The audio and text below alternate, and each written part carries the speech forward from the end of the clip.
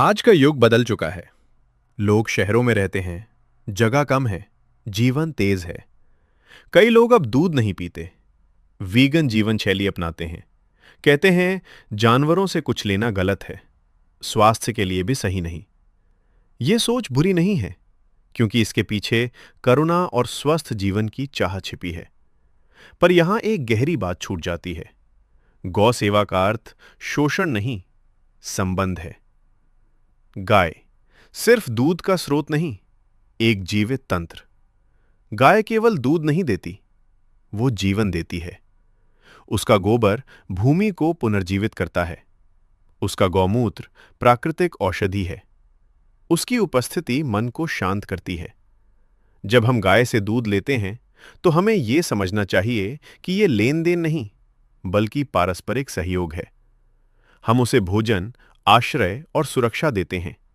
वो हमें पोषण, शक्ति और संतुलन देती है। यह संतुलित सह अस्तित्व है, शोषण नहीं। वीगनिज्म बनाम सनातन दृष्टिकोण, दो रास्ते, एक भावना। वीगन विचार कहता है प्रकृति को नुकसान मत पहुंचाओ। सनातन विचार कहता है प्रकृति से प्रेम करो, उसका आदर करो। दोनों का उद्देश्य एक ही है, अहिंसा और संतुलन। फर्क इतना है कि सनातन दृष्टि गाय को त्यागने नहीं, सम्मान से जोड़ने की बात करती है। हमारे शास्त्रों में कहा गया है, गावः सर्व सुखप्रदा।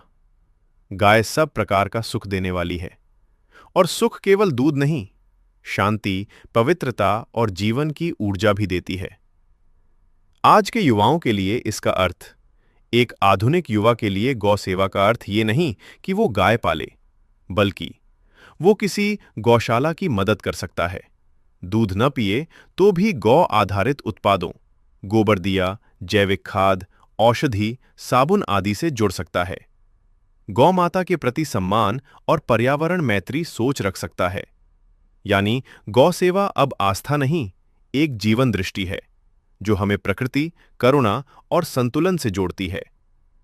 निष्कर्ष, गौ सेवा को फिर से समझना। गौ सेवा का मतलब अब ये नहीं कि हम गाय को पूजा का प्रतीक मानें, बल्कि ये समझें कि वो धरती के जीवन चक्र की आधारशिला है। गौ सेवा आज के युग में धर्म नहीं, एक जिम्मेदारी है, धरती, पर्यावरण और अपने भीतर की करुणा के प्रति।